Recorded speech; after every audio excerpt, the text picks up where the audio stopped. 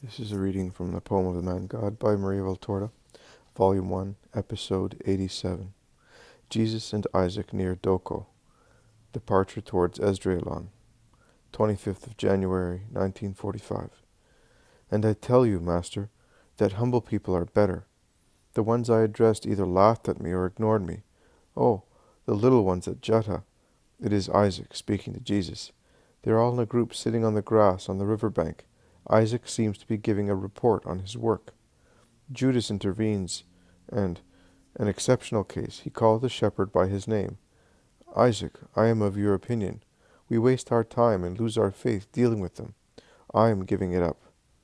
I will not, but it makes me suffer. I will give up only if the Master tells me. For years I have been accustomed to suffering out of loyalty to the truth.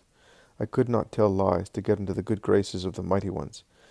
And do you know how many times they came to make fun of me, in the room where I was ill, promising help? Oh, they were certainly false promises, if I would say that I had lied, and that you, Jesus, were not the newborn Savior. But I could not lie. If I had lied, I would have denied my own joy.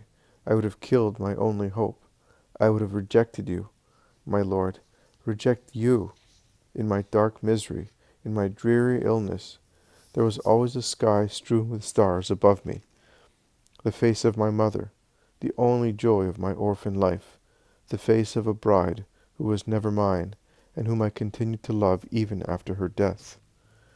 These were the two minor stars, and the two major stars like two most pure moons, Joseph and Mary smiling at the newborn baby and at us poor shepherds, and your bright, innocent, kind, holy, holy face.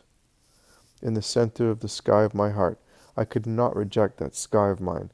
I did not want to deprive myself of its light, as there is no other so pure. I would have rather rejected my own life, or I would have lived in torture, rather than reject you, my blessed remembrance, my newborn Jesus. Jesus lays his hand on Isaac's shoulder and smiles. Judas speaks again. So you insist? I do. Today, tomorrow, and the day after again, someone will come. How long will the work last? I don't know, but believe me, it is enough not to look either ahead or back, and do things day by day. And in the evening, if we have worked with profit, we say, Thank you, my God. If without any profit, just say, I hope in your help for tomorrow. You are wise. I don't even know what it means, but I do in my mission what I did during my sickness. 30 years' infirmity is no trifling matter. Eh, I believe that. I was not yet born, you were already an invalid. I was ill, but I never counted those years. I never said, Now it is the month of Nisan again, but I am not blossoming again with the roses. Now it is Tishri, and I still languish here. I went on, speaking of him, both to myself and to good people. I realized that the years were passing, because the little ones of bygone days came to bring me their wedding confections, or the cakes for the birth of their little ones. Now, if I look back, now that from old I have become young, what do I see of my past? Nothing. It is past.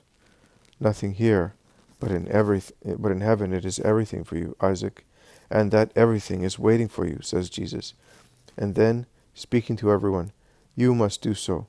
I do so myself. We must go on, without getting tired. Tiredness is one of the roots of human pride, and so is haste. Why is man annoyed by defeats? Why is he upset by delays? Because pride says, Why say no to me? So much delay for me? This is lack of respect for the apostle of God. No, my friends. Look at the whole universe and think of him who made it. Meditate on the progress of man, and consider his origin. Think of this hour which is now being completed, and count how many centuries have preceded it. The universe is the work of a calm creation. The Father did not do things in a disorderly way, but he made the universe in successive phases. Man is the work of patient progress, the present man, and he will more and more progress in knowledge and in power, and such knowledge and power will be holy or not holy, according to his will. But man did not become skilled at once. The first parents expelled from the garden had to learn everything, slowly, progressively. They had to learn the most simple things, that a grain of corn is more tasty if ground into flour, then kneaded and then baked. And they had to learn how to grind it and bake it. They had to learn how to light a fire, how to make a garment by observing the fleece of animals, and how to make a den by watching beasts, how to build a pallet by watching nests. They learned how to cure themselves with herbs and water by observing animals that do so by instinct. They learned to travel across deserts and seas, studying the stars, breaking in horses, learning how to balance boats on water by watching the shell of a nut floating on the water of a stream. And how many failures before success! But man succeeded, and he will go farther. But he will not be happier on account of his progress, because he will become more skilled in evil than in good. But he will make progress. Is redemption not a patient work? It was decided centuries and centuries ago. It is happening now, after being prepared for centuries. Everything is patience. Why be impatient then? Could God not have made everything in a flash?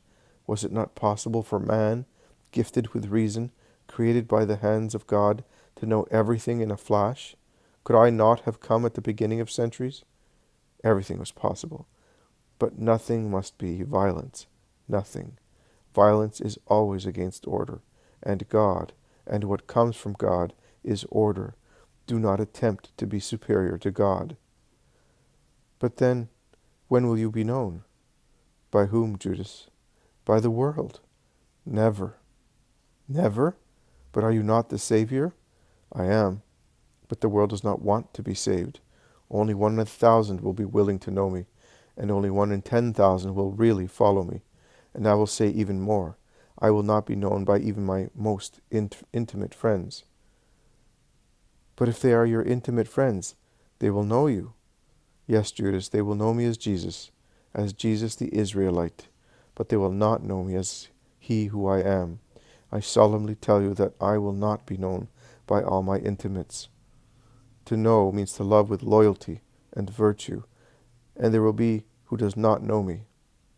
Jesus takes the attitude of resigned discouragement, which is customary to him when he announces his future betrayal. He opens his hands and holds them out, turned outwards. His sorrowful face looking at neither man nor heaven, but only at his future destiny of a betrayed person. Do not say that, implores John. We follow you, to know you more and more, says Simon, and the shepherds join their voices to his.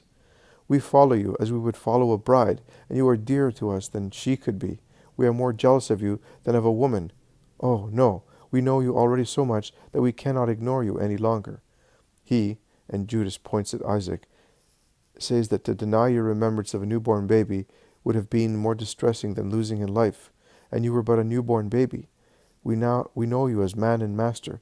We listen to you and see your works, your contact, your breath, your kiss. They are our continuous consecration and our continuous purification. Only a Satan could deny you after being your close companion. It is true, Judas, but there will be one. Woe to him! I will be his executioner. No. Leave justice to the Father. Be his Redeemer, the Redeemer of this soul that is inclined towards Satan. But let us say goodbye to Isaac. It is evening. I bless you, my faithful servant. You now know that Lazarus of Bethany is our friend, and is willing to help my friends. I am going. You are staying here. Prepare the parched land of Judea for me. I will come later. In case of need, you know where to find me. My peace be with you. And Jesus blesses and kisses his disciple.